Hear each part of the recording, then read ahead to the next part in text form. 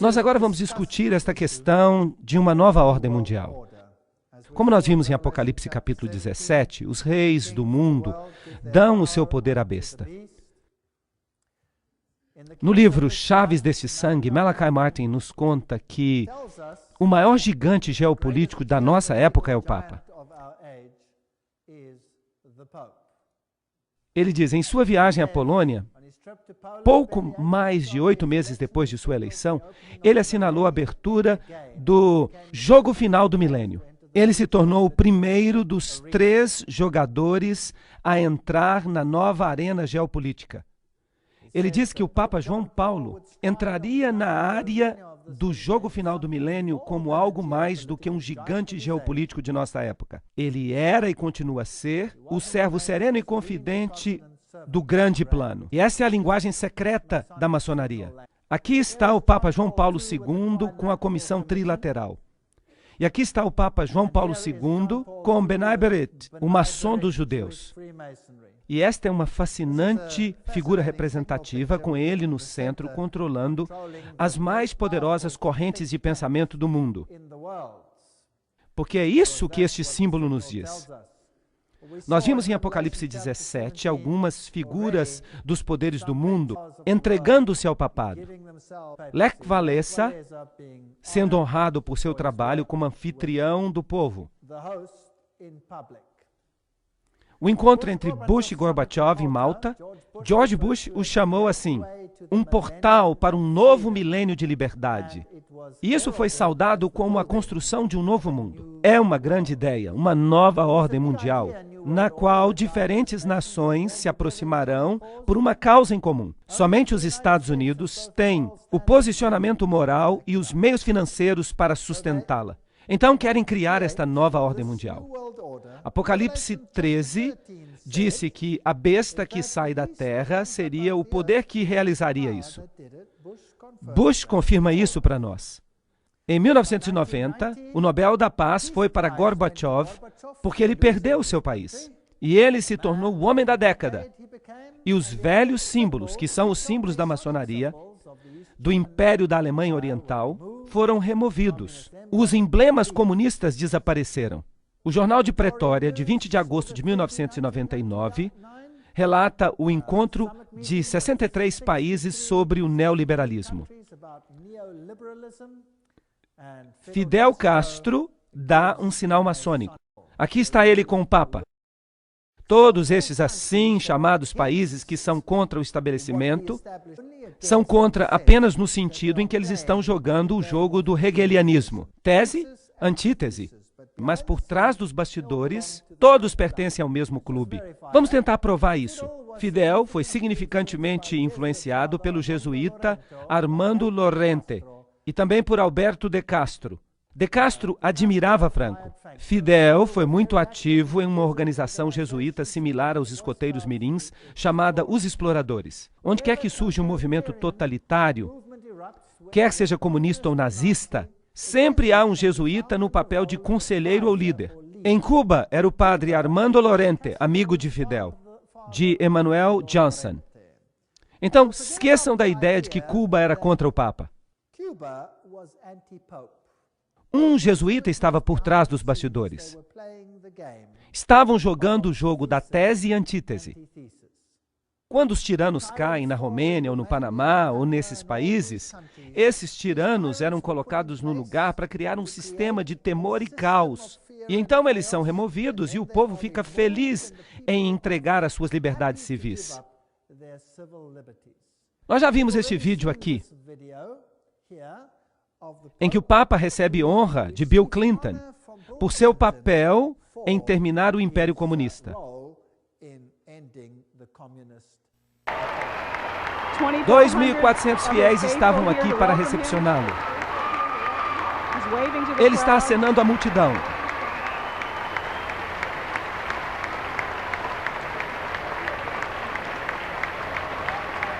O arcebispo Regal está junto com o Papa. Eles cumprimentam a primeira-dama. Nós honramos Vossa Santidade por ajudar a criar uma revolução de valores e de espírito na Europa Central e na antiga União Soviética, libertando milhões para que possam viver por sua consciência e não pela coerção, e nos libertando a todos do constante temor da guerra nuclear, em nome de todos que aqui estão reunidos. De fato, em nome de todo o povo da nossa amada nação, nós o recepcionamos de volta à América.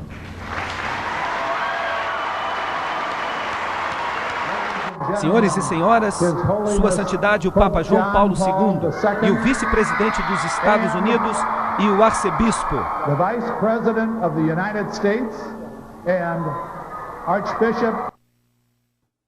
O Papa diz que a comunidade europeia foi enviada por Deus. Jornal Daily Telegraph, 3 de dezembro de 1999. Isso é fascinante. Konrad Adenauer, que era o chanceler alemão naquele tempo específico, quando isto foi planejado, bem, ele vai ser canonizado santo. Vocês acreditam nisso?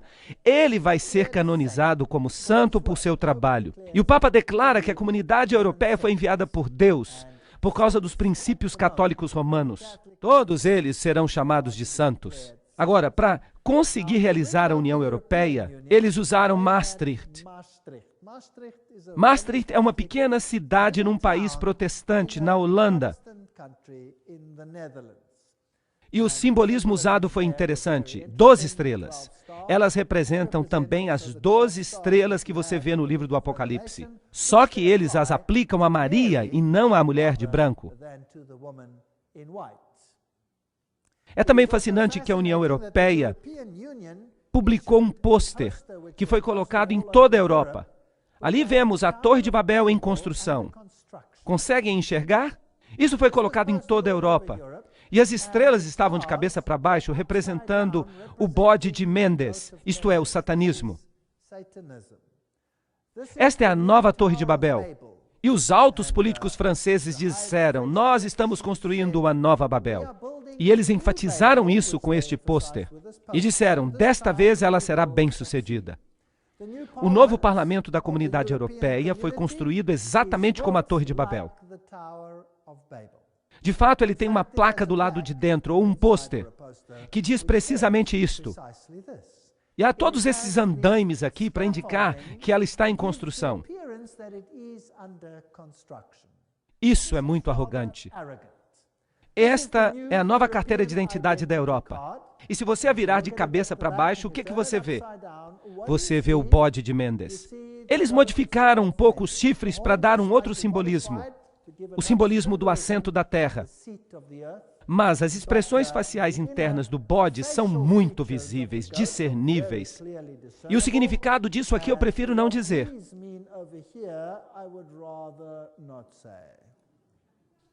Se nós olhamos os altos políticos da Europa, aqueles que desempenharam um papel em tudo isso, eles são todos maçons.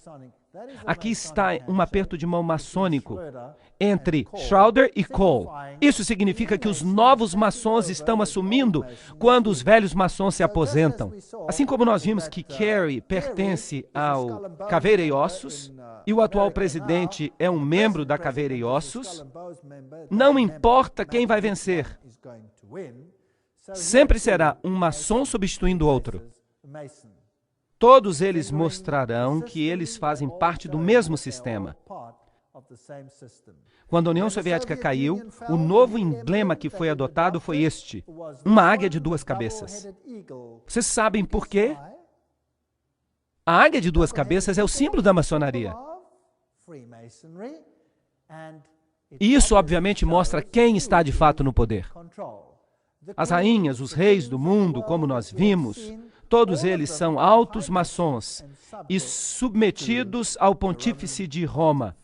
E quanto ao Islã, nós fizemos uma palestra para mostrar a intriga da religião islâmica e da religião católica que ocorre por trás dos bastidores. Tudo controlado pelas sociedades secretas. Tudo tem apenas um objetivo e um objetivo apenas: a sujeição a Roma. Então, o que dizer dessa guerra com o Islã? Quem são estas pessoas que controlam os cordões das marionetes no mundo? E por que as pessoas estão sendo esfregadas entre eles? Quando nós falamos sobre as estrelas de rock, quando falamos de pessoas como Bono, quando falamos de líderes políticos do mundo, todos parecem estar prestando reverência ao César papal. Do Oriente ao Ocidente, o mundo islâmico está sendo atualmente estabelecido como antítese no mundo religioso, colocado contra a cultura judia e cristã. Mas disso sairá uma síntese na qual todos se unirão. Aqui está um website. Bem, de fato o website está aqui embaixo. E esse aqui descreve com precisão quem é quem no zoológico. Adam Weishaupt, John Jacob Astor, Albert Pike, Andrew Carnegie, Irene DuPont, W. Averell Harriman, Bertrand Russell, Ted Kennedy. Esses são os Illuminati de ontem e hoje. George Bush, é claro, membro da Caveira e Ossos. Esta é uma suborganização do capítulo 322 de uma organização alemã, portanto, Illuminati. Mark George Bundy, Otto Habsburg, Walter Freeman, Lee Teng-hui, Hillary Clinton, Alan Greenspan, David Rockefeller, Edmund Rothschild, Peter Wallenberg. Esses são os banqueiros deste sistema. Os negociadores, Lord Peter Carrington, Jimmy Carter, Henry Kissinger, Lord David Owen, Richard Holbrooke. Esses são todos maçons de grau 33. Cavaleiros de Malta, Bilderbergers, o Comitê dos 300. Todos eles pertencem ao mesmo clube. E se nós olhamos Franklin Roosevelt, Cecil Rhodes, Frederick Engels, todos estes, Leon Trotsky, Joseph Stalin, Karl Marx, J. Edgar Hoover, todas essas afiliações pertencentes à loja do Grande Oriente. Lenin pertencia à loja do Grande Oriente. Harry Truman era maçom de grau 33. Willy Brandt também. Winston Churchill também.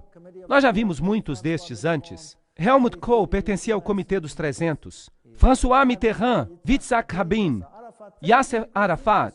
Esses são detalhes fascinantes. Shimon Peres, Ronald Reagan, George Bush, Gerald Ford. Eu já mostrei para vocês a assinatura de Ford e vocês viram que ele é um maçom de grau 33. Aí está, eu fotografei isso na loja. E a família Carter, Schroeder, Netanyahu, Gorbachev.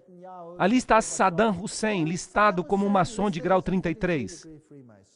Agora, isso é estranho, você não acha? King Hussein, Al Gore, Tony Blair, todos eles. Olhem para Saddam Hussein aqui. Aqui está uma foto de Saddam Hussein.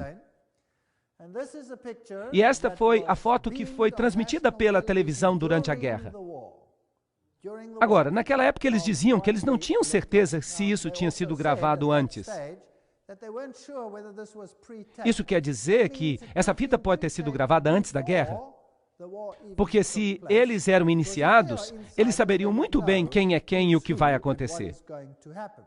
Agora, há um rumor muito interessante sobre este homem. Deem uma olhada no seu rosto. Prestem atenção que ele não tem barba. A CIA e o Serviço Secreto disseram uma vez que poderia ser um dublê. Poderia ser um dublê, mas ainda assim foi isso que foi mostrado. Ele sempre teve essa aparência. Ele nunca teve uma barba. Era assim que ele se parecia. Na operação de libertação do Iraque, o dublê de Saddam teve problemas. O líder da oposição diz que Hussein morreu de câncer em 99. Isso foi publicado em 26 de março de 2003. Moslem al-Assadi, um médico que vivia em exílio no Irã, disse que ele crê que o verdadeiro Saddam morreu em 99 de câncer. O verdadeiro Saddam morreu porque ele tinha câncer nos nódulos linfáticos. E desde a sua morte em 1999, eles só estão mostrando os seus dublês. Ele disse isso a um jornal italiano, Corriere della Sera. Essa é uma história fascinante. Se Saddam Hussein estava realmente morto e as outras eram histórias que foram gravadas antes, então quem está governando em seu lugar? Seus filhos, sua esposa, seus outros filhos, estavam todos lá. E é fascinante para mim que no momento que a guerra começou, a Inglaterra e os Estados Unidos foram lá, e a esposa e os filhos de Saddam Hussein, exceto os 2 filhos que estavam no governo, foram retirados e levados para o exílio. Onde? Na Grã-Bretanha. Então, o país que está atacando tira a família, toda a família de Saddam, e lhes dá um exílio político na Grã-Bretanha. Isso é muito estranho. Agora, se ele estava morto e eles estavam usando dublês, e se eles estavam realmente governando através dos filhos, e eles mostraram esses corpos aqui de indivíduos que receberam balas e que ninguém sabe quem são, quem é que pode dizer se isso aqui é verdadeiro ou não? Apesar da referência a Qasar, a inteligência britânica pensou que a transmissão pode ter sido gravada antes. Isto é fato. Nós todos sabemos que ele passou muitas horas recentemente gravando várias mensagens. Nós temos que fazer um pouco mais de análise do que de fato ele estava dizendo para ver se ou não aquele era de fato Saddam Hussein. O ministro da Defesa britânica, Geoff, contou aos repórteres que o porta-voz da Casa Branca, Ari Fleischer, tinha expressado a mesma suspeita. Eu acho que há algumas dúvidas se de fato esta fita é velha ou se ela é nova e baseada em eventos recentes. Publicado em março de 2004. Então, esses dois serviços secretos questionam esses fatos. Eles dizem que finalmente encontraram um esconderijo de Saddam Hussein, um lugar muito desprezível. Então, eles prendem o homem e mostram em cadeia nacional de televisão. Depois disso, ninguém ouve muita coisa.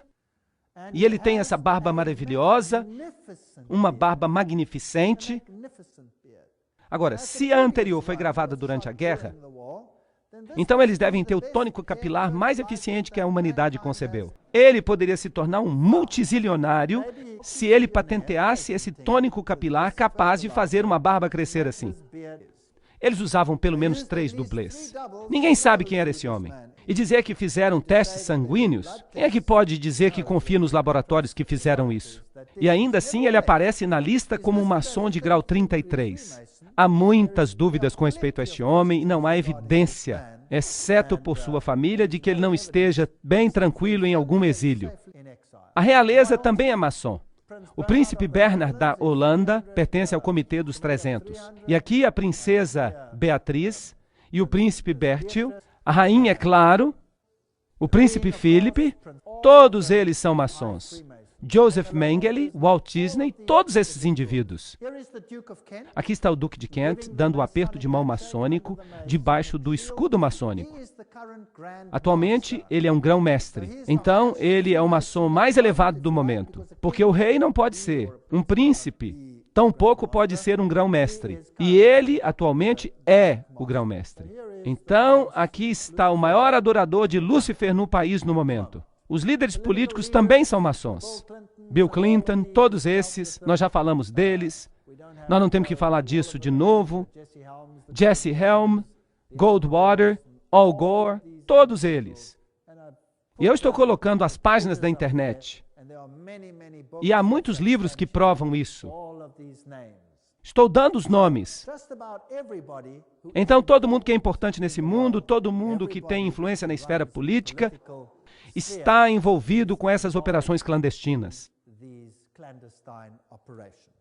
Nós vimos na palestra de Apocalipse, capítulo 17 e capítulo 13, como haveria uma união sagrada e como os Estados Unidos eventualmente se tornariam a casa de força para propiciar uma nova ordem mundial. Aqui está o encontro de Gorbachev em Malta, que foi chamado de Portal para um Milênio de Liberdade, como vocês se lembram. E os iniciados vieram para este grande movimento em direção a uma nova ordem mundial. Agora vamos dar uma olhada neste vídeo no qual George Bush tem algo a dizer sobre esta questão.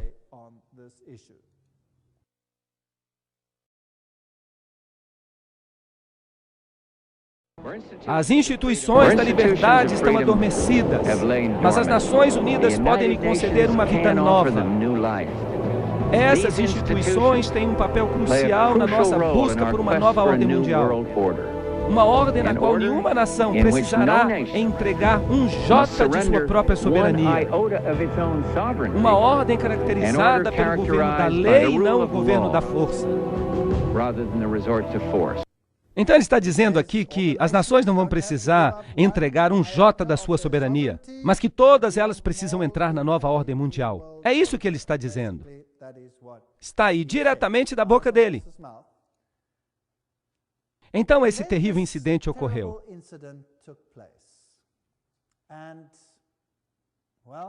E houve muitas mortes. Um incidente muito estranho. Mas antes de falar sobre isso, vamos historiar um pouco. Os Estados Unidos estavam com um problema, porque eles queriam introduzir leis antiterroristas. Mas não havia nenhum terrorismo de verdade nos Estados Unidos.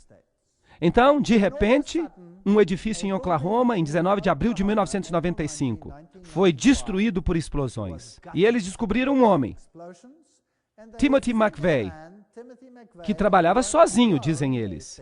Ele derrubou esse edifício ao estacionar uma van cheia de explosivos do lado de fora. E ele destruiu o edifício completamente. Esse é o relatório oficial.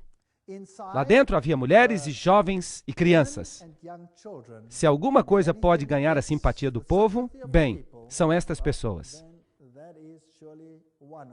Vamos dar uma olhada no que aconteceu aqui.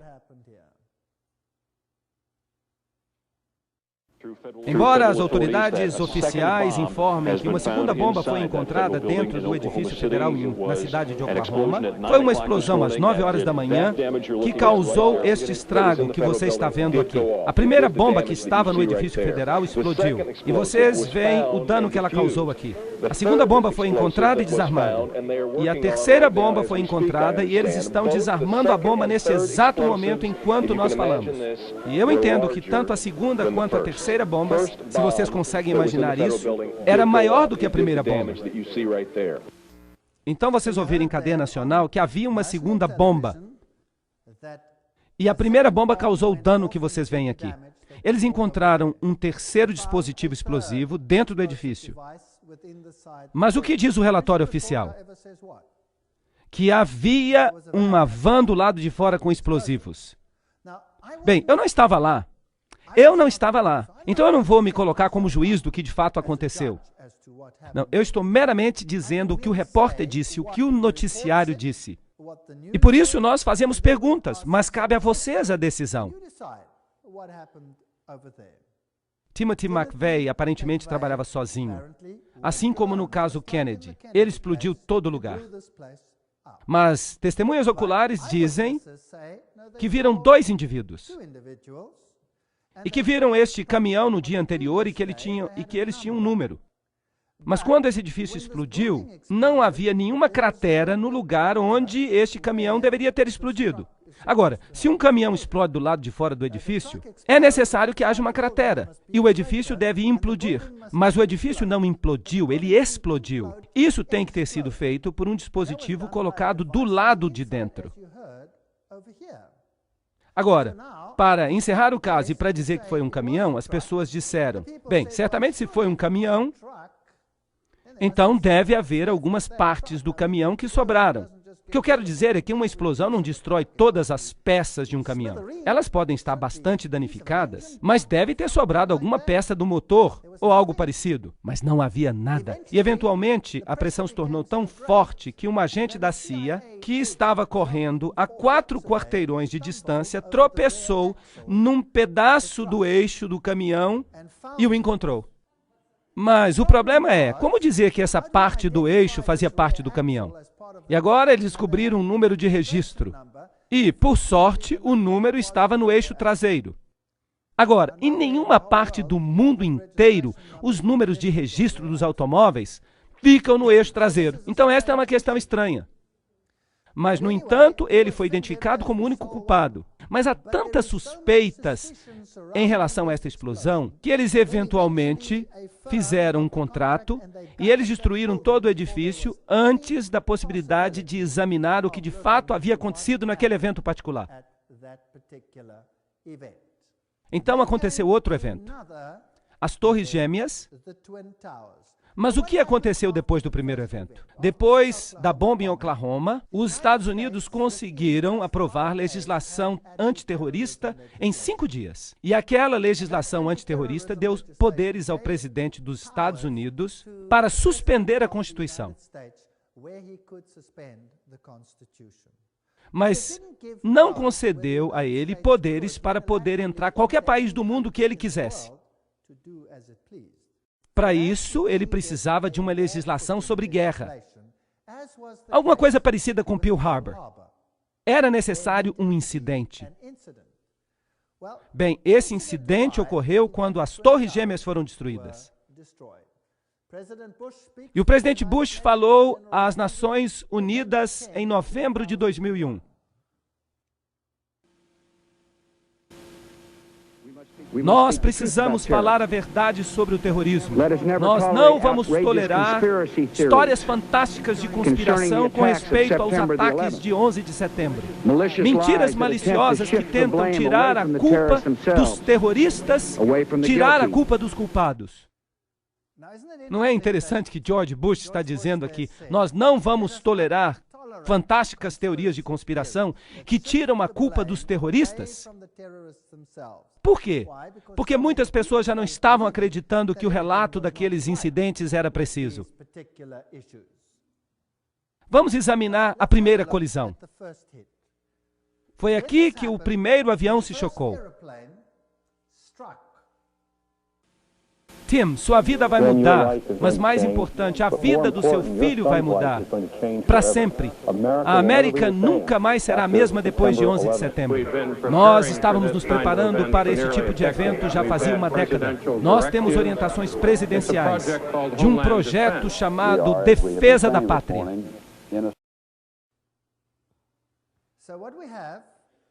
Então, o que nós temos? Nós temos um filme do primeiro avião colidindo contra o edifício.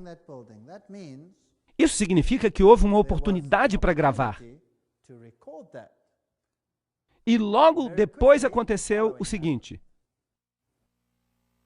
Mesmo que os líderes do Talibã neguem qualquer participação nisto, um jornalista árabe que mora em Londres disse hoje à Associated Press que os seguidores de Osama Bin Laden advertiram faz 3 semanas que eles iam realizar algum tipo de ataque. O chefe de segurança do Departamento de Bombeiros da cidade de Nova York me disse que ele recebeu a palavra que havia a possibilidade de um outro dispositivo. Escutem isso, um dispositivo secundário. Há a possibilidade de outra bomba. Ele tentou tirar esses homens rapidamente, mas ele disse que houve outra explosão. Havia dispositivos que foram instalados no edifício. Depois de 45 minutos de gravação, houve uma explosão. Foi lá em cima onde havia fogo. E naquele momento todo o edifício ficou em chamas e todos correram. Eu estava a 5 quarteirões de distância quando eu ouvi as explosões. 3 barulhos. E eu me voltei para ver o edifício do qual acabávamos de sair. E ele se inclinou para o lado e caiu. Tudo começou de repente como se fossem tiros. Bang, bang, bang, bang. E de repente 3 grandes explosões. As testemunhas disseram que ouviram dispositivos secundários. Bang, bang, bang, bang. Uma série de explosões, então esses edifícios caíram. Os peritos em demolição dizem que é exatamente isso que acontece numa demolição planejada. Vejam que quando o avião se choca, há uma grande bola de fogo. Essa bola de fogo é causada por todo o combustível que é queimado do avião.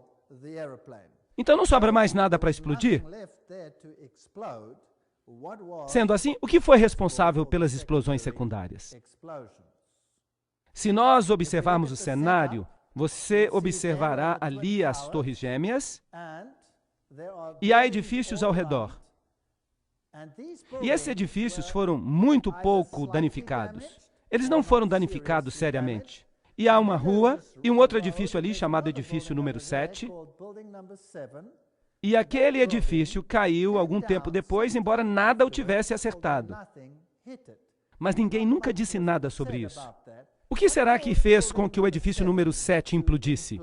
Vamos assistir. O primeiro avião colidiu e um terceiro edifício no World Trade Center entra em colapso. Esse é chamado de edifício 7 do World Trade Center. Vejam os destroços voando do edifício número 7. Aí está o número 7 caindo. Você vai ver que a explosão está vindo em direção à câmera. Essa é a torre número 7 do World Trade Center. Normalmente a CIA estaria ali, mas é claro, eles naturalmente abandonaram o edifício quando ocorreu aquela catástrofe. Então quem é que deveria estar ali no edifício? A CIA deveria estar naquele edifício. Mas eles tinham evacuado o edifício. E 8 horas depois, o edifício cai numa implosão que parece planejada. Agora, nada atingiu aquele edifício.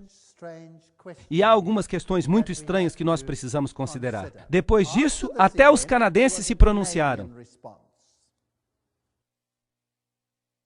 E foi passado na noite passada um decreto importante nas Nações Unidas que pode trazer uma nova ordem ao mundo, que seria melhor para todos nós. Tudo isso aconteceu em um dia apenas. Mas a noite desceu sobre um mundo diferente. Um mundo no qual a própria liberdade está sob ataque. Vejam que a resposta canadense foi que o incidente poderia causar uma nova ordem no mundo e que isso foi decidido nas Nações Unidas após uma reunião. Gary Hart, o que você tem a dizer sobre isso? Há uma chance que o presidente dos Estados Unidos use esse desastre para realizar o que o seu pai, uma frase que o pai usou apenas uma única vez e que nunca mais foi usada, uma nova ordem mundial. Tim, sua vida vai mudar, mas mais importante, a vida do seu filho vai mudar. Para sempre. A América nunca mais será a mesma depois de 11 de setembro. Nós estávamos nos preparando para esse tipo de evento já fazia uma década. Nós temos orientações presidenciais de um projeto chamado Defesa da Pátria. Mesmo que os líderes do Talibã neguem qualquer participação nisso, um jornalista árabe que mora em Londres disse hoje à Associated Press que os seguidores de Osama Bin Laden advertiram faz 3 semanas que eles iam realizar algum tipo de ataque. O chefe de segurança do Departamento de Bombeiros da cidade de Nova York me disse que ele recebeu a palavra que havia a possibilidade de um outro dispositivo, um dispositivo secundário. Há a possibilidade de outra bomba. Ele tentou tirar esses homens rapidamente, mas ele disse que houve outra explosão. Muito bem, isso é suficiente. Nós vimos os edifícios caírem. Nós ouvimos que, enquanto isso tudo estava acontecendo, o governo americano já tinha decidido quem eram os culpados. Um punhado de terroristas, eles mencionaram seus nomes, cerca de 25 ao total, e que toda a trama tinha sido resolvida antes do final dos eventos daquele dia. Que maravilhoso trabalho de detetive enquanto o evento ainda estava acontecendo. Agora eu quero repetir, eu não estava lá. Mas eu quero lhes dizer o que transpirou, o que as pessoas disseram sobre essas questões no mundo. O que foi publicado e o que de fato não pode ser disputado. E então, eu não vou fazer nenhum julgamento, porque eu não estava lá. Vocês façam julgamento com base nos fatos. Esta é a história. Eles disseram que os terroristas tinham origem árabe. E eles mencionam os nomes dos passageiros daqueles aviões da United Airlines. E que a mente brilhante por trás de tudo era um homem cujo nome era Atta. Dizem que foi ele que recebeu aula sobre como pilotar o avião. Quando eles liberaram os nomes, imediatamente houve uma resposta dos países árabes, porque 5 dos terroristas, dos supostos terroristas mencionados, estavam bem e vivos. E, é claro, não podiam ter estado no avião, certo? É muito importante, eles estavam bem e vivos e não podiam estar no avião. E como é que então eles sabiam que Atta era a mente brilhante? Bem, aconteceu de ele esquecer os seus documentos no táxi que o levou para o aeroporto. Foi por isso que eles conseguiram seus documentos. Agora, que terrorista deixaria os documentos para trás? Esta é uma questão. O próximo ponto, que é muito interessante, é que eles dizem que tem evidência de que ele era um homem porque ele escreveu um bilhete suicida. Isso é fato. Isso é o fato publicado. O que eu estou dizendo agora, e eu não estou inventando isso, há provas dessas coisas. Tudo isso é fato. Você decide o resto por si mesmo. Agora, ele escreveu um bilhete suicida. E esse bilhete suicida foi encontrado dentro de sua valise. E ele entregou a sua valise, como normalmente nós fazemos quando vamos para um avião. Agora, que pessoa escreveria um bilhete suicida que vai ser destruído num acidente de avião? Será que isso faz algum sentido? Então, o fato é que eles têm um bilhete suicida. Mas a pergunta é, se ele entregou a valise quando ele entrou no avião, como é que eles têm esse bilhete suicida? Por acaso, esta foi uma das valizes que eles esqueceram de colocar no avião. E foi assim que eles conseguiram o bilhete. Como é que eles poderiam saber que havia terroristas árabes lá? Porque havia um passaporte. Nada mais sobreviveu ao acidente do avião. Mas um passaporte caiu e ficou um pouco queimado, mas dando ainda a possibilidade de identificar um dos terroristas. Agora, estes aviões, eles atingiram as Torres Gêmeas com absoluta precisão. As suas caixas pretas foram totalmente destruídas. Elas são feitas de titânio e elas são planejadas para sobreviver a qualquer acidente. Nenhuma caixa preta foi encontrada. Elas foram totalmente destruídas. Então nós temos uma situação muito estranha. O que atingiu o edifício número 7? Nada o atingiu. Mas ele caiu do mesmo jeito que os outros. E há evidência de que havia dispositivos secundários nos edifícios, como vocês mesmos ouviram os comentaristas dizerem. E a infraestrutura dos aviões? Bem, havia algumas peças que foram encontradas. Então, é claro, houve uma situação de fato em que esses aviões atingiram aquele edifício particular. Porque você tem um monte de peças, de componentes de avião que sobreviveram. Com aquelas explosões tremendas, havia peças de avião por toda parte. Toda vez que um avião tem um acidente, há enormes peças de fuselagem que restam. E eles usam essas peças para poder imaginar o que causou o acidente, e eles fizeram a mesma coisa no caso das Torres Gêmeas. 3 dias antes que esses edifícios caíssem, 3 dias antes, as ações das companhias aéreas tinham sido vendidas numa negociação como nunca tinha existido antes. E alguns bancos compraram essas ações. Isso poderia ser um indício de que alguma coisa estava prestes a acontecer. Então houve um caso muito interessante. Havia um homem num país, no Canadá, que estava na prisão. Eles o prenderam por causa de uma situação de jogo ilícito. E eles o prenderam e ele disse, me deixem sair. Eu estou clandestinamente trabalhando para a CIA. Eu sou um agente. Eu estava investigando lavagem de dinheiro. Mas eles não deixaram sair. Então ele deu os nomes dos seus contatos da CIA. Mas a CIA provavelmente ficou embaraçada pela situação e negou que ele trabalhasse para ela. E esse homem ficou muito zangado, porque ele sentiu que ele tinha recebido uma facada nas costas. Isso acontece muito nesse tipo de negócio.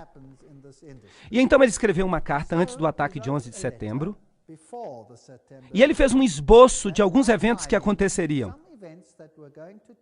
E ele mencionou que aviões iam tentar colidir contra as Torres Gêmeas e o Pentágono. Mas ninguém acreditou nisso. Mas quando aconteceu, eles se lembraram. Aqui estava um agente da CIA que disse, antes de acontecer, o que ia acontecer. Isso pode ser um acaso, isso pode não ser um acaso. Vocês decidem. E este tal de Atta, que eles pensam que planejou tudo, tendo apenas feito um estágio em pilotagem, ele fez tudo com absoluta precisão, o que é uma história interessante. Recebendo fundos de $100 mil do Serviço Secreto Paquistão em sua conta bancária, e vocês sabem que esse serviço secreto é muito amigo dos Estados Unidos. E nós temos essa transferência de dinheiro. Mas a conspiração não termina aí. No artigo Das Bositz im Pentagon, Os Males que se Sentam no Pentágono, foi escrito por um homem, pelo cientista político Thierry Meyssan, da França. E ele tem algo muito interessante a dizer. Quem foi? O que aconteceu aqui? Como é possível ter todos os nomes dessas pessoas e não ter a evidência de que elas estavam a bordo? Eis a história. Eu vou contá-la para vocês com os passageiros, máquinas que voaram até as Torres Gêmeas. E então há esse outro caso fascinante do avião que ia na direção do Pentágono. E aqui estão as fotos que foram publicadas. As datas estavam estranhamente erradas. Elas dizem 12 de setembro. Mas aparentemente elas dizem isso porque elas foram liberadas no dia seguinte. Aqui você vê fumaça, não há detritos, nada. Aqui tem um pedaço faltando, não tem foto. Ali você tem o impacto de uma chama. Você tem uma bola de fogo ali. É isso. Se você olha então para a grama, isso foi tudo que foi achado. Não se achou nenhum pedaço do avião da United Airlines. Nenhuma peça. Nada. Nada. Aqui está o buraco que foi visto depois do evento. Mas a maior parte desse buraco foi feita depois do evento. Então a pergunta é, por que não há peças de avião? E de novo, todas as caixas pretas desapareceram. Nenhuma caixa preta sobreviveu. E esse buraco é pequeno demais para um acidente do tamanho que eles dizem. Porque em nenhuma parte do mundo, nos acidentes de avião mais conhecidos, em nenhum caso houve um acidente em que nem um pedaço do avião tenha restado. E o que é mais interessante nesta situação? Uma declaração do arcebispo Quigley, de 1903, na Tribuna de Chicago. Olhem para isso.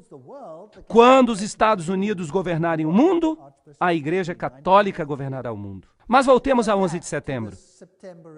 Para você governar o mundo, você precisa ter acesso ao mundo inteiro, quando quer que você queira e como quer que você queira.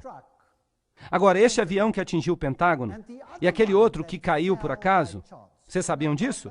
O outro caiu e aparentemente havia terroristas a bordo que foram vencidos por leais cidadãos. A parte interessante é que o avião atingiu o solo e nunca atingiu nenhum edifício. Ele caiu. E quando ele caiu, houve um buraco no chão. E o prefeito e as primeiras pessoas daquela área que correram para o lugar, e ali havia um buraco no chão, mas não havia detritos da aeronave. Nada, nem uma pecinha, nada. O avião inteiro desapareceu num buraco que não era muito grande. E não foi achado nenhum detrito e nenhuma caixa preta, nada. Algo assim nunca tinha acontecido antes. Mas o que é mais sinistro é o seguinte. Porque as pessoas que tinham morrido no avião, os seus descendentes, os seus herdeiros, não podem reclamar os corpos se não há corpos. Mas na investigação, eles identificaram cada pessoa com o seu grupo sanguíneo e com as partes do corpo que foram entregues para a família. Não havia peças de avião, não havia nada daquela natureza, não havia avião. E, no entanto, eles foram capazes de identificar todos os corpos. Será que isso faz algum sentido? Não faz nenhum sentido. E, aparentemente, houve ligações telefônicas entre a aeronave e o Pentágono. Essa informação foi divulgada. A informação era de que houve um grupo terrorista, terroristas árabes, e eles estavam atacando este lugar, e a ligação telefônica foi feita com um celular. Mas, é claro, vocês sabem que se você faz uma ligação de um celular, então você recebe a conta pela ligação do celular. E ninguém nunca conseguiu encontrar os registros dessa ligação. Então, o Pentágono deu um passo para trás e disse, bem, de fato nós não recebemos a ligação do celular. Nós recebemos a ligação de um telefone a bordo do avião. E, de novo, eles fizeram uma investigação. Se você faz uma ligação de dentro do avião, então você tem que passar o seu cartão de crédito e há um registro de uma transação de cartão de crédito daquela ligação. mas não foi encontrado nenhum registro. Então, o Pentágono deu um passo para trás e disse: sim, é verdade, mas foi feita uma ligação a chamar. É por isso que não há nenhuma informação no cartão de crédito, porque o indivíduo não usou o cartão de crédito.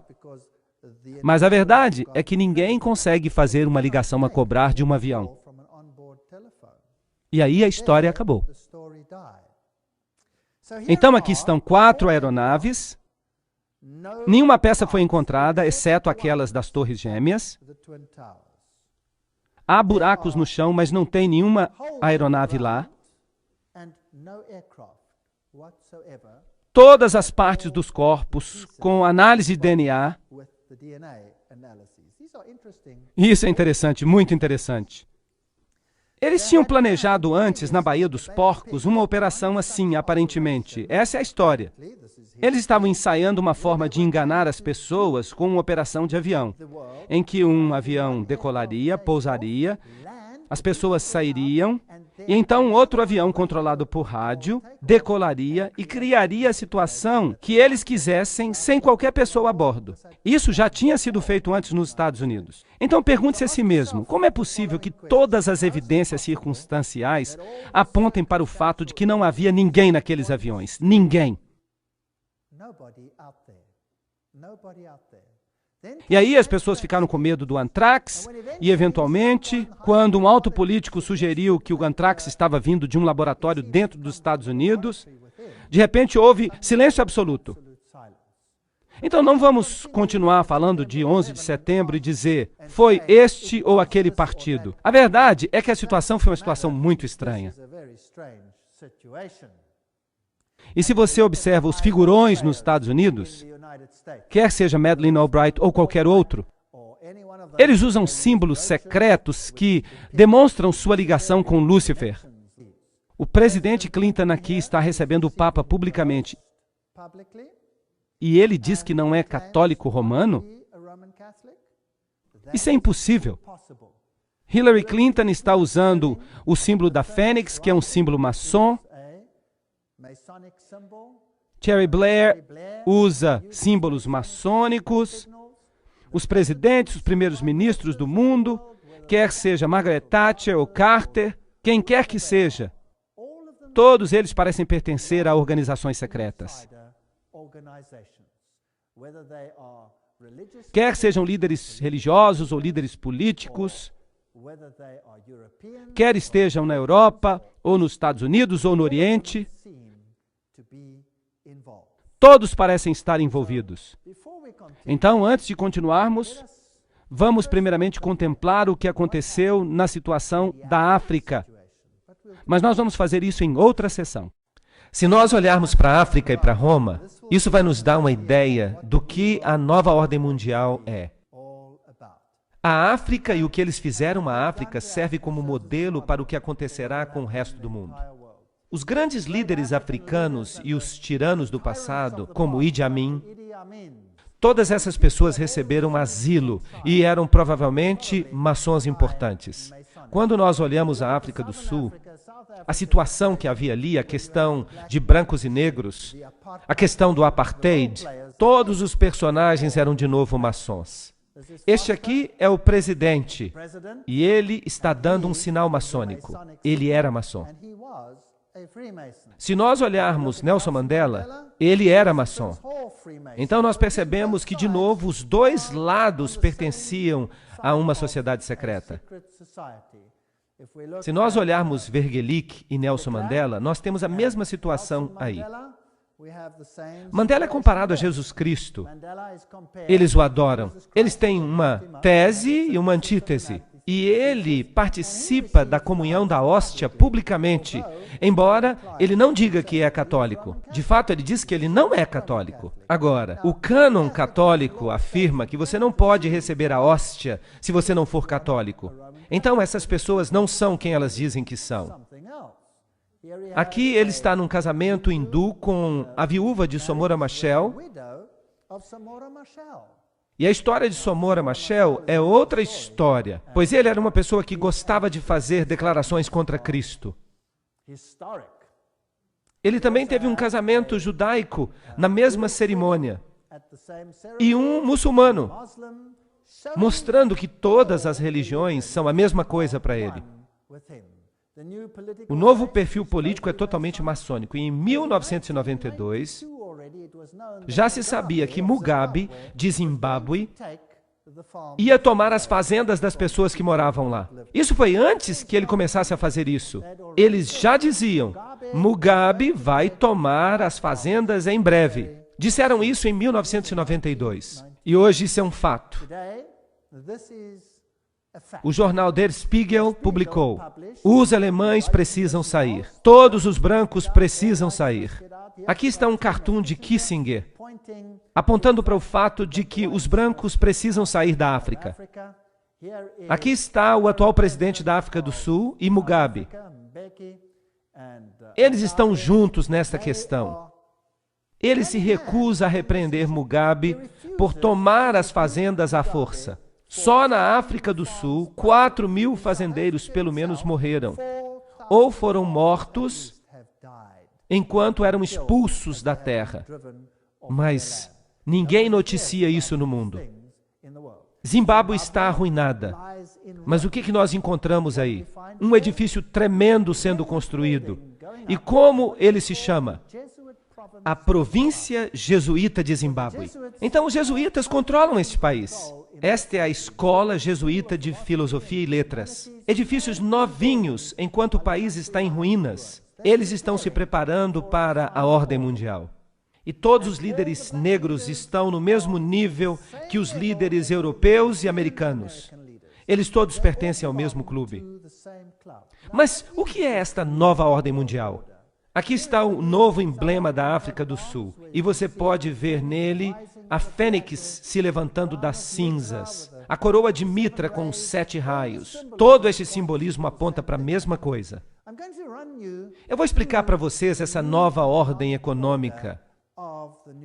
Eu vou apresentar para vocês citações dos próprios católicos.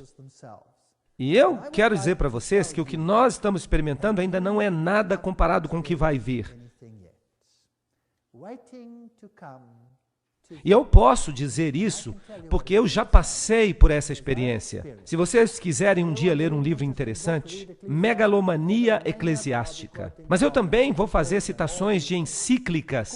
De acordo com a lei canônica, o controle de toda a propriedade da Igreja Católica Romana pertence ao Papa, seu supremo imperador. Tudo que eu vou dizer agora vai ser confirmado por uma citação. Tudo vai ser substanciado por uma encíclica papal ou por uma citação. O comunismo tornou toda a propriedade particular uma propriedade do Estado. O capitalismo diz, a propriedade pertence ao indivíduo e ninguém tem o direito de tirá-la. Agora, se isso é tese e antítese, então deve também existir um intermediário. E é por isso que o Papa condenou o comunismo, mas ele também condena o capitalismo. A nova ordem mundial será um intermediário em nome da igualdade. Então vamos dar uma olhada nessa questão do pensamento econômico da Igreja Católica Romana, a propriedade privada. Tomás de Aquino não escreveu nenhum tratado sobre economia, mas seu pensamento, baseado no de Aristóteles, é a base para a compreensão do pensamento econômico da Igreja Católica. Toda vez eu vou fazer uma citação. Agora, nesta citação, o que Tomás de Aquino está dizendo? O pensamento econômico da Igreja Católica, como desenvolvido pelos papas em suas encíclicas e pelos concílios da Igreja Católica, contribuiu para as seguintes coisas: para o feudalismo e para o socialismo das guildas na Europa durante a Idade Média. 2. Para o fascismo na Itália, Espanha e Portugal.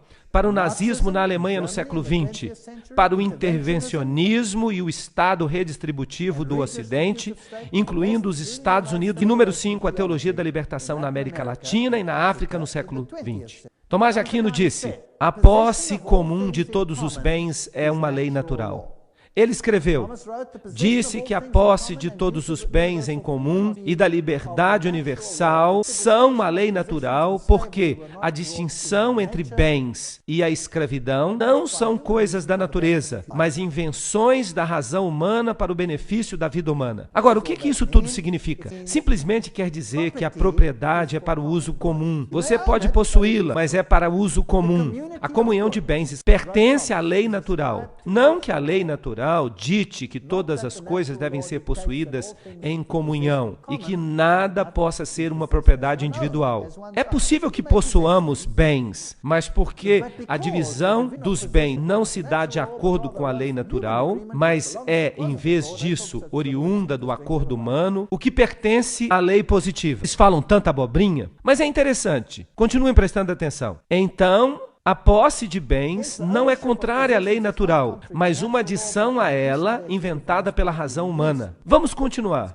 Tomás escreveu: portanto, tudo que um povo tiver em excesso é devido pela lei natural ao propósito de socorrer os pobres. Agora nós estamos chegando lá. Você pode ter bens, qualquer coisa que você queira, mas se você tiver mais bens do que você precisa, esses bens devem pertencer ao uso comum daqueles que não têm nada. Será que isso faz sentido?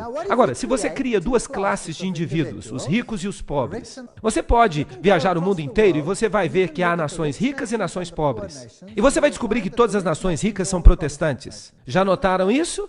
Todas as nações ricas são protestantes. Agora, se você tivesse um plano de deserdá-las todas, para que você pudesse ser de novo governante de tudo, e para que elas tivessem que vir implorar aos seus pés por qualquer coisa, vejamos então como isso se desdobra. Porque os bens são para uso comum pela lei natural. Então, não é pecado se os pobres tiram os bens dos seus vizinhos. Tomás escreveu: em casos de necessidade, todas as coisas se tornam propriedade comum. Então não há pecado em tomar a propriedade do outro, porque a necessidade a torna como pertencente a todos. Claro que há um aspecto da partilha. Se eu vejo que o meu próximo está em dificuldade, como bom cristão, eu devo ajudá-lo, certo? Sim, mas agora nós estamos falando de uma lei. Então, se o meu vizinho tem uma necessidade, e quem determina a necessidade? Ele mesmo determina a necessidade. Eu tenho necessidade de uma televisão, e eu não tenho televisão. E você tem dinheiro, e você pode comprar outra televisão se você quiser. Ele pode roubar a televisão sem ser um pecador, certo? De acordo com Tomás, sim. E se você tiver um carro e ele não tiver um? Ele pode pegar o seu carro sem cometer pecado, de acordo com Tomás de Aquino. Agora, é claro que ele escreveu isso há muito tempo. Talvez a mesma coisa não aconteça hoje em dia. Bem, veremos. Não apenas não é pecado tomar a propriedade do outro, não é sequer crime. É legal que um homem socorra a sua necessidade por meio da propriedade de outro homem que a toma, aberta ou secretamente. Isso não é, tecnicamente falando, roubo ou furto. Não é roubo, tecnicamente falando, tomar secretamente e usar a propriedade de outra pessoa no caso de extrema necessidade. Porque aquilo que se toma para preservar a própria vida se torna um bem particular em razão disso. E no caso de um homem em necessidade, o seu vizinho pode tomar a propriedade de outro homem para socorrer a quem está em necessidade. Artigo 7º. Agora, vocês sabiam que se eu deixar a minha propriedade desocupada na África do Sul e alguém se mudar, não posso expulsá-lo? Ele entrou porque tinha necessidade. Essa é a lei. E vocês acham que isto é apenas uma lei da África do Sul? Não.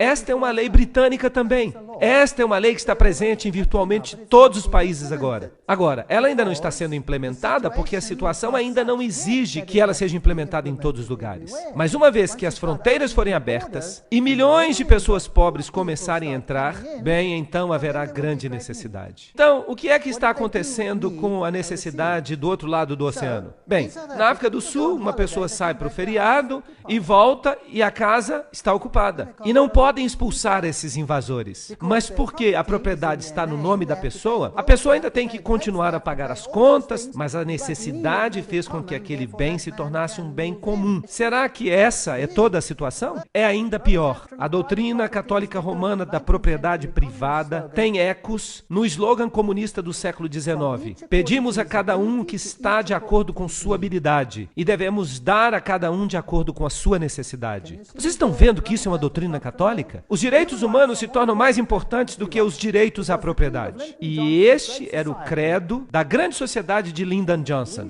Nós vamos tirar de quem tem e vamos dar para quem não tem. Foi Lyndon Johnson que disse isso. Isso também aparece na literatura do fascismo, do nazismo, da teologia da libertação, no intervencionismo e no socialismo. O destino universal dos bens. Esta é a expressão de João Paulo II em sua encíclica de 1987, intitulada A Preocupação Social. É necessário declarar uma vez mais o princípio característico da doutrina social cristã. Os bens deste mundo se destinam a todos. O direito à propriedade privada é válido e necessário, mas ele não anula o valor deste princípio. A propriedade privada, de fato, é uma espécie de hipoteca social. Isso significa que ela tem uma função intrinsecamente social que se baseia e que se justifica precisamente pelo princípio do destino universal dos bens. O que o Papa Paulo II acabou de dizer? Ele disse que o que Tomás de Aquino havia dito é o que ele está dizendo. Você pode ter uma propriedade privada. A Igreja Católica defende a propriedade privada. Isso parece muito bom. Mas então se diz que essa propriedade é somente sua para uso comum. Então um dia você acorda e o seu jardim está cheio de invasores. E você chama a polícia e diz: ei, saiam daqui, saiam da minha propriedade. E eles dizem: deixem-nos em paz ou nós vamos estourar os seus miolos. E você vai à polícia e você diz: policiais, venham me ajudar. Há pessoas que estão invadindo a minha terra. Desculpa, eles dizem. Essas pessoas precisam. Você tem muita terra de qualquer forma. Acostume-se com isso. O Papa Paulo VI deixou esse ponto claro em sua encíclica de 1967 sobre o progresso dos povos. Todo homem tem o direito de encontrar neste mundo as coisas de que precisa. E isso é interessante. O recente Concílio Vaticano II nos lembrou disso. Deus pretendia que a terra e que tudo que ela contém fosse de uso para todo ser humano, para todos os povos. Assim, todos os homens deveriam seguir a justiça e se unir em caridade. Bens criados deveriam ser abundantes para todos, numa base racional. Todos os outros direitos, quer direitos à propriedade ou ao livre comércio, devem ser subordinados a este princípio. Isso significa que se eu tenho a necessidade de um bem manufaturado, que eu posso roubá-lo? Então eu estou dirigindo o meu carro e há um roubo de carro a cada 12 minutos. E alguém com arma aparece e diz: saia do carro. E eu entrego o meu carro. E se eu não entregar, o que acontece comigo? Eu levo um tiro. O homem tem necessidade do meu carro. Ponto final. Na minha igreja, lá na minha cidade, nós temos sequestros e mais sequestros. Até o pastor. Eles bateram nele e tentaram amarrá-lo e colocá-lo no bagageiro do carro. Eles o teriam matado. Ele conseguiu brigar e se libertar, mas ele ficou sem o carro. E vocês acham que alguém está tentando encontrar os carros que foram roubados? Acham um aqui e outro lá. Vocês acham que alguém se importa quando os fazendeiros estão sendo mortos e expulsos de suas terras? Alguém faz alguma coisa aqui e acolá apenas para enganar o povo, mas basicamente nada se faz. E as mãos da polícia estão amarradas. E a lei diz isso, não há nada que se possa fazer. Outro dia, 2 ciclistas estavam passeando quando 5 homens armados apareceram e pediram a bicicleta. Eles pegaram a bicicleta.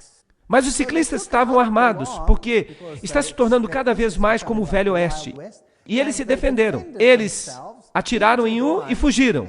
E vocês sabem o que aconteceu? Os 2 ciclistas estão na cadeia. Sim, eles foram condenados porque feriram uma pessoa desnecessariamente. Eles podiam ter dado as bicicletas para eles. Isso teria resolvido o problema. Vocês percebem que a lei está de cabeça para baixo? Na bula, a Constituição do Vaticano II, que João Paulo II citou, explica isso em detalhes. Se alguém está em extrema necessidade, ele tem o direito de buscar o que ele precisa das riquezas dos outros. Agora, quem define a necessidade? Já que há tantas pessoas prostradas com fome no mundo, este sagrado concílio incentiva a todos, tanto indivíduos quanto governos, se lembrarem do aforisma dos pais: alimentai o homem que morre de fome, porque se vós não o alimentais, vós o matais. Então, porque a propriedade particular é imoral, todos os homens, indivíduos e governos, têm a obrigação moral de redistribuir os bens que são possuídos de forma injusta pelos proprietários. Você já ouviu falar de redistribuição de bens? Você já ouviu falar disso muitas vezes ultimamente? Sim, vai haver uma redistribuição. Todos os bens, isso inclui não apenas os bens disponíveis na natureza, mas os bens manufaturados também. João Paulo II declarou que todos os homens devem ter acesso a esses bens e Deus queria que fossem de uso comum, tanto os bens naturais quanto os bens manufaturados. Não existe essa coisa de dívida, só no papel. A supremacia é do Estado. E a minha vida pode bem acabar em miséria. Se você gosta dos seus carros, das suas televisões, dessas coisas, libertem-se disso. Porque isso tudo será em breve redistribuído. E não há nada que os protestantes brancos, negros ou cor-de-rosa possam fazer. Não há nada, porque os fins justificam os meios. A redistribuição vai acontecer conforme tem sido planejada. Rerum Novarum. Quem já ouviu falar de Rerum Novarum? Esta é a encíclica papal que foi proclamada e que está sendo muito citada hoje em dia, e o Papa diz que ela vai ser a base para a nova ordem mundial. Então, eu achei que era importante estudá-la. E o livro sobre a condição da classe trabalhadora diz o seguinte: uma das declarações mais influentes da Igreja Católica sobre questões econômicas é a encíclica Rerum Novarum de 1891. Nesta encíclica, a Igreja Católica se alia com o proletariado, que no marxismo é o grande e final inimigo da ordem capitalista. E Pio XI, na revista 40º ano de 1931, página 4, diz: a Rerum Novarum foi estabelecida como regras inerrantes para toda a humanidade para a solução adequada do problema difícil que é a solidariedade humana, o problema chamado questão social. Agora vejamos. A mais notável evidência deste ensinamento e ação social que a Igreja estabeleceu através dos séculos é, muito distintamente, a encíclica Rerum Novarum, que foi promulgada há 70 anos. As normas e recomendações contidas nela eram tão importantes que sua memória nunca mais cairá em esquecimento. Aqui é o Papa que está falando. O Papa Pio nos disse que a encíclica Rerum Novarum foi importante para acabar com o capitalismo laissez-faire do século XX, ao iniciar a era da interferência eficaz do governo. Vocês ouviram isso? A Rerum Novarum era a voz da autoridade moral necessária para garantir o desenvolvimento da interferência eficaz de todos os governos no século XX. De quantos governos? De todos. Não é surpreendente, portanto, que sob o ensinamento e a orientação da Igreja, muitos sacerdotes cultos e muitos leigos devotos possam se dedicar ao problema de elaborar a ciência social e econômica de acordo com as condições de nossa época. Sob a orientação e iluminação da encíclica de Leão, Rerum Novarum, de 1891, a ciência social cristã evoluiu. E ela continua a ser desenvolvida e enriquecida diariamente por trabalhadores incansáveis. Esses trabalhadores são homens escolhidos e que podem ser chamados de auxiliares da Igreja. Então, todos aqueles que trabalham em sociedades secretas, a Opus Dei, os Cavaleiros de Malta, os Cavaleiros de Colombo, todas essas pessoas trabalhando foram homens escolhidos para realizar isso. E essas não foram as únicas bênçãos que vieram da encíclica. A doutrina da Rerum Novarum começou pouco a pouco a penetrar, mesmo entre aqueles fora da unidade católica, aqueles que não reconheciam a autoridade da Igreja. E esses princípios católicos da sociologia gradualmente se tornaram parte da herança intelectual de toda a raça humana. Para onde nós estamos indo? Eu gostaria de saber. E assim, nós nos alegramos que as verdades católicas proclamadas tão vigorosamente pelo nosso ilustre predecessor, Leão XIII, são proclamadas e defendidas não meramente nos livros católicos e em suas revistas, mas também nas assembleias legislativas e nos tribunais de justiça. Esses homens escolhidos, chamados de auxiliares da Igreja, que têm sido importantes. Quem são eles? Eu não sei.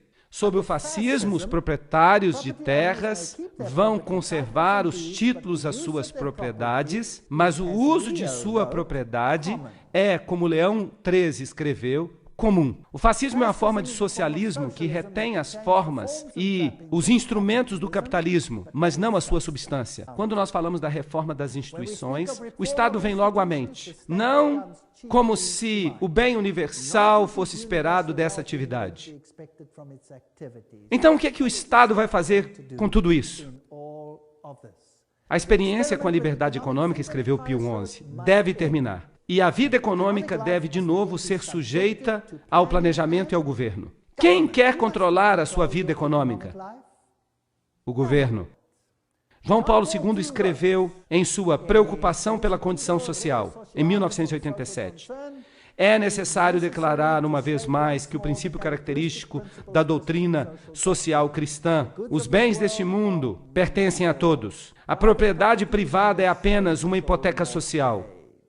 E essas coisas serão controladas. Ele escreveu um eco fiel de tradições que têm séculos de idade na igreja com respeito ao propósito universal dos bens. No mundo de hoje, nós nos deparamos com um sério problema de distribuição desigual dos meios de subsistência que originalmente pertenciam a todos. Então veio a teologia da libertação. E Pio escreveu uma encíclica sobre o comunismo ateu e sobre a nossa época, quando uma miséria incomum acontecia.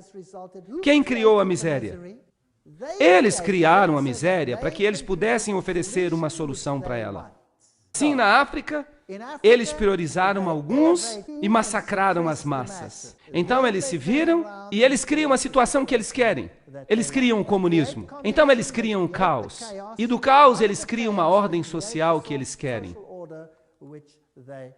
Assim, o segundo reinado do terror recebeu o apoio do Papa. O padre Camilo Torres, que levou um tiro em 1966, declarou: "O católico que não é revolucionário vive em pecado mortal." O Papa João Paulo II escreveu: "A Igreja não hesitará em se defender sem temor a causa justa e nobre dos direitos humanos. Ela apoiará as reformas corajosas que levam a uma melhor distribuição dos bens, incluindo os bens terrenos como educação, saúde, moradia." E agora nós chegamos aos direitos humanos. O que nós lemos a respeito da Revolução Francesa? Qual será o padrão do mundo? Os direitos humanos. Você tem um direito à propriedade. Você tem o direito a qualquer coisa da qual você precise. Nós nos convencemos de que a teologia da libertação não é apenas oportuna, mas útil e necessária. É isso que o Papa diz. Não sou eu. Estas são as suas palavras. João Paulo II escreveu isso numa carta aos bispos brasileiros. Ela deveria constituir um novo estágio da reflexão teológica iniciada com a tradição apostólica. Franklin Roosevelt, quando foi eleito, convidou o professor O'Brien para fazer parte da sua administração. Quem era O'Brien?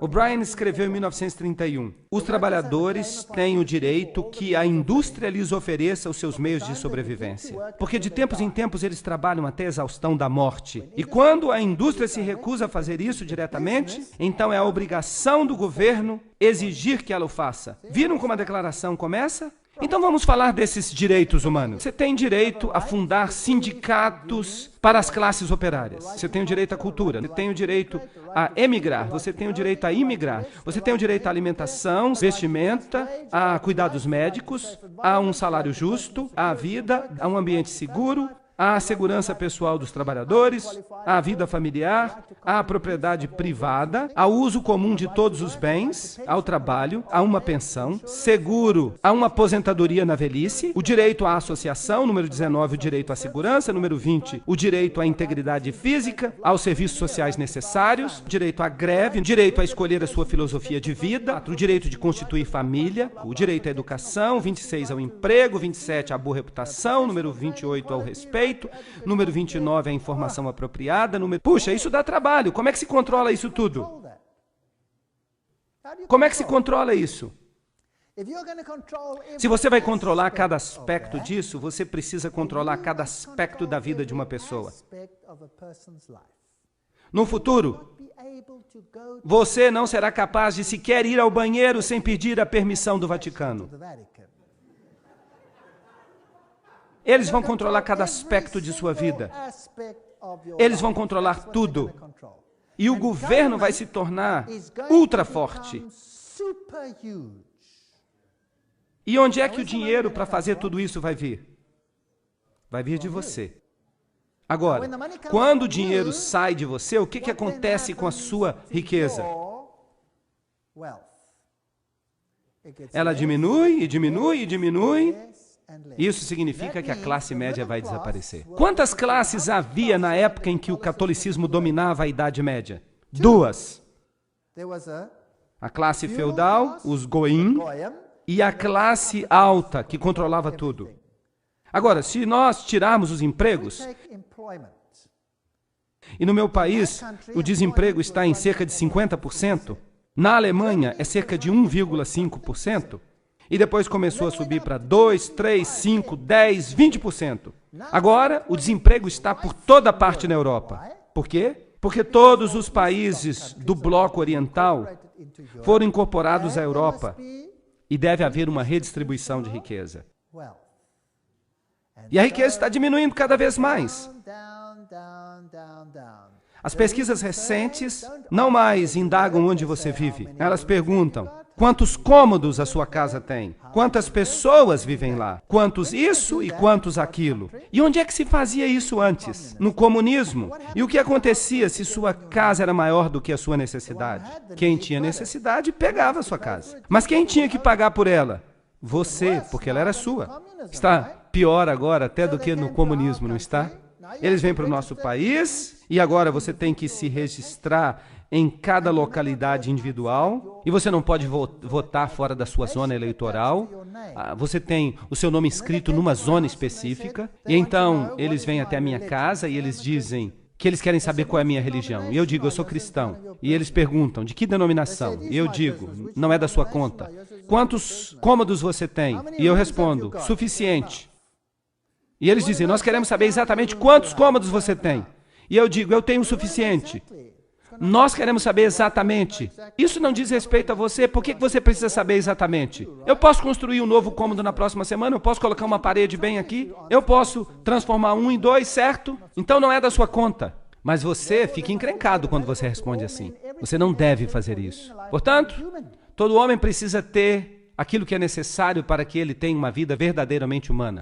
Vocês sabiam que agora ter uma vida verdadeira humana é a mesma coisa para os católicos que salvação?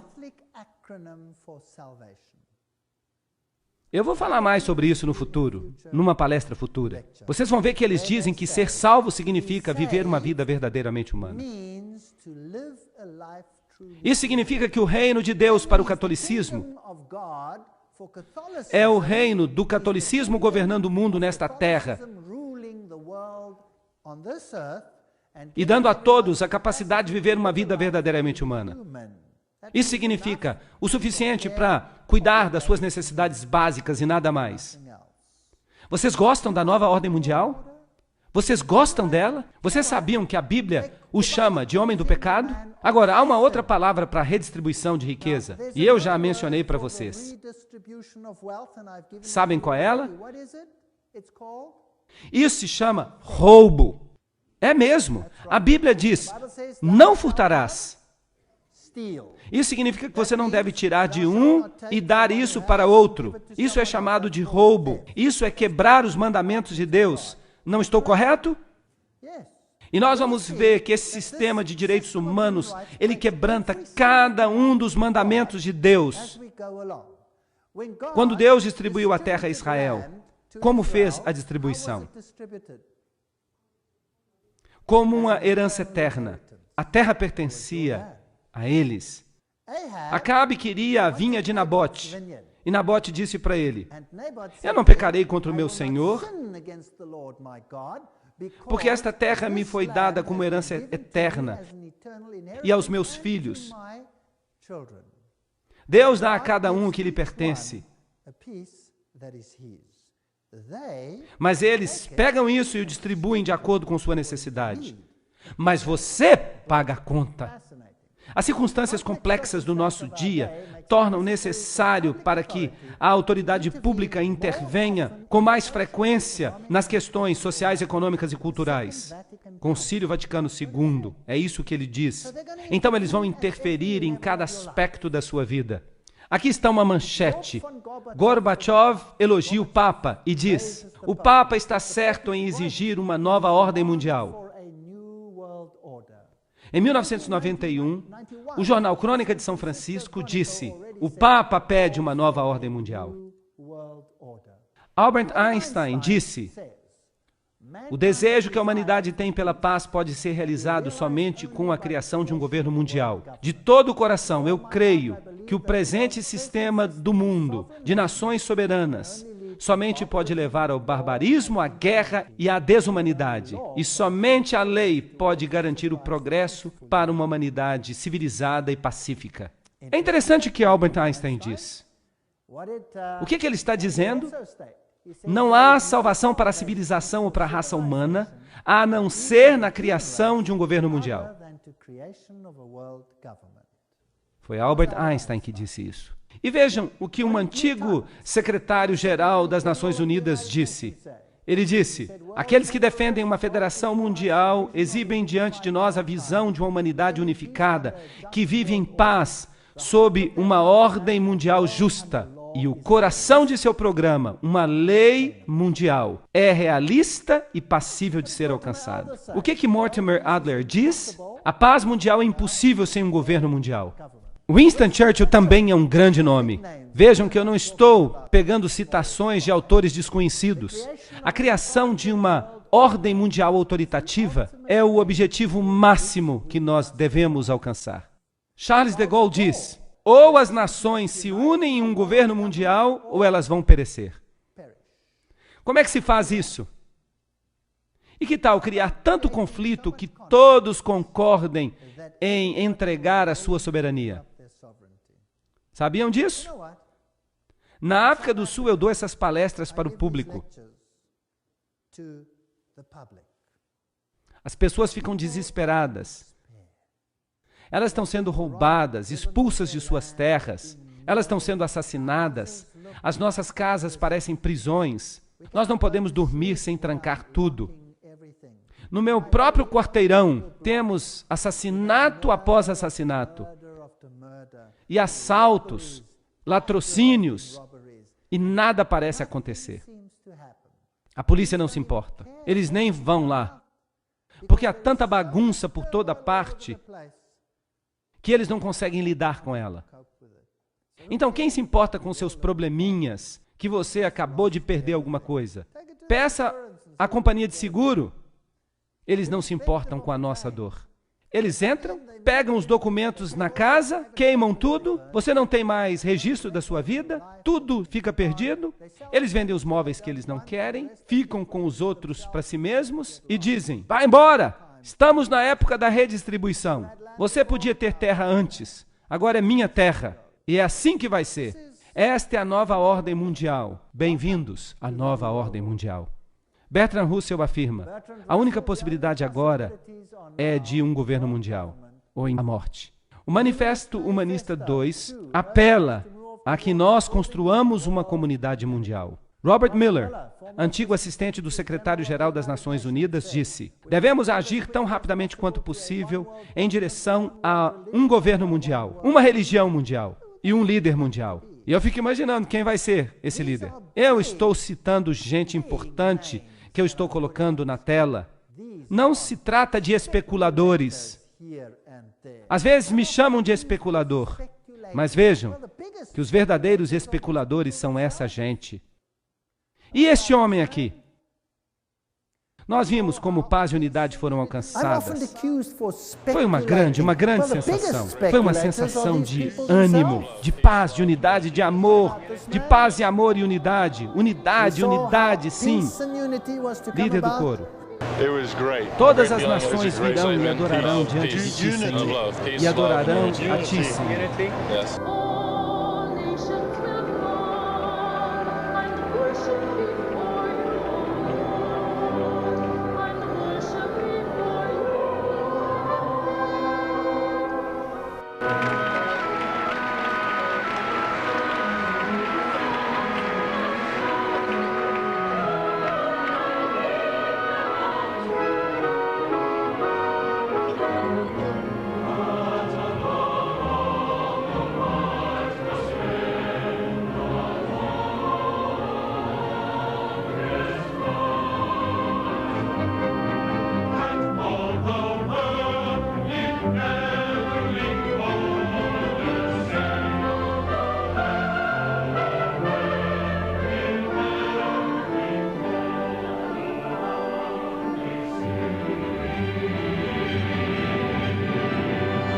Papa apela por uma nova ordem mundial.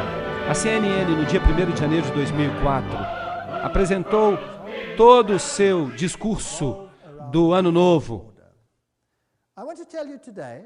E eu quero dizer a vocês que a nova ordem mundial tem a intenção não apenas de unir as nações que Deus separou. Esse é um aspecto.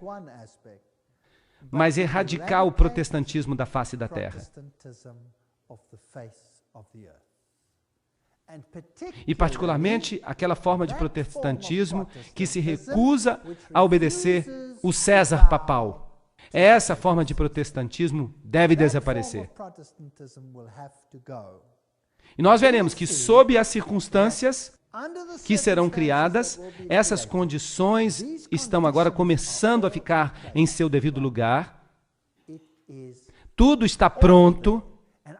Eu vou mostrar isso na tela para vocês. Não percam as minhas próximas palestras, porque nós vamos entrar em um território proibido. Eu vou colocar citações na tela. E vocês verão que os nossos filhos vão ter problemas. Eu não acho que o problema é Islã. E eu não acho que o problema é o islamismo. É outra coisa. Não percam os próximos episódios. Mas antes de terminar hoje, eu gostaria de lembrar a vocês que Jesus disse: e se eu sei, e se compreendo de todo o meu coração, e de todo o meu entendimento, que Satanás, porque o dragão lhe deu autoridade e grande poder, está fazendo o seu reino aqui na terra. Então, em vez de me tornar desiludido, assustado, histérico, eu sei que o tempo vai ser curto, não é? Eu sei que o Senhor vai voltar em breve. Então, quanto a mim, eu me desapeguei das minhas propriedades. Se eu tivesse que chegar em casa na próxima semana e visse a minha esposa num cômodo e todo o restante da casa ocupado, então eu diria: isso vai ser destruído de qualquer forma, quem se importa? Tudo vai ser destruído quando o Senhor voltar por seu brilho na sua vinda. Então por que não deixar que eles tomem agora? E eu vou dizer para eles: divirtam-se enquanto vocês podem. Eu vou me mudar para outro lugar. Eu não me importo em viver debaixo da ponte. Isso está bem para mim. Se eles pegarem os meus carros, isso também está bem. Eu compro outro, e se eu não tiver dinheiro, eu vou andar a pé. Quem se importa? Eu não me importo. Mas as pessoas que estão perdendo essas coisas se tornam desesperadas. E o que elas fazem? Elas cometem suicídio. Aos milhares, pessoas estão cometendo suicídio. Mas se elas entenderem esta mensagem, se elas compreenderem o que vai acontecer, vocês acham que elas cometeriam suicídio? Não. Elas teriam esperança, elas diriam: uau, então nós estamos fazendo parte dessa luta que está sendo travada. As pessoas estão tendo esperança e elas estão entregando a sua vida a Jesus Cristo e elas estão dizendo: Senhor, salva-me, não apenas dos meus pecados, mas salva-me deste mundo. Eu anseio pelo teu reino. Vocês sabem qual é a política de governo no reino de Deus? Eu já lhes contei. Todos no reino de Deus terão uma moradia. Na cidade construída por quem? Por Deus mesmo. E ela tem o seu nome. Vocês sabiam disso? Você tem uma moradia na cidade. Mas na nova ordem mundial, o que acontece? Deus diz: eles não mais construirão casas para que outros habitem nelas. Então o que você vai fazer? Eles construirão casas, diz a Bíblia, e eles plantarão vinhas. Mas eles não plantarão vinhas para que outros comam delas. O que isso significa? Significa que você vai ter uma moradia nesse país, você terá uma fazenda, e Deus vai abençoá-lo. E a quem tudo isso vai pertencer? A você. E por quanto tempo? Para sempre. Para todo sempre. Essa é a política de Deus. Então, quem se importa com o que acontece aqui? Quem se importa? Olho não viu, nem ouvido ouviu as maravilhas que Deus preparou para aqueles que o amam. Isso não inclui apenas a glória de ver o nosso Rei no céu. Isso inclui tudo que vai tornar a nossa vida agradável. Vale a pena esperar por esse novo reino. E eu aguardo ansiosamente pelo novo reino de Deus. Será um ótimo lugar. Mas este mundo, infelizmente, vai de mal a pior. Eu não quero mentir para vocês, dizendo que ele vai melhorar. O que eu vou dizer para vocês é que ele vai piorar. Ele vai piorar muito. O que aconteceu na Revolução Francesa é apenas um prenúncio do que vai acontecer no mundo inteiro. Haverá uma anarquia tão grande que você não pode crer. Mas se você estiver sob a proteção do Altíssimo, nada vai acontecer com você. Então, por que não aceitá-lo? Por que não dizer, Senhor Jesus, eu quero que Tu sejas o meu Salvador pessoal? Por que não dizer, Senhor, purifica a minha vida, vamos andar juntos, porque o Teu governo é o único que vale a pena. Imagine olhar o rosto de Deus e dizer, este é o meu Deus a quem eu aguardava.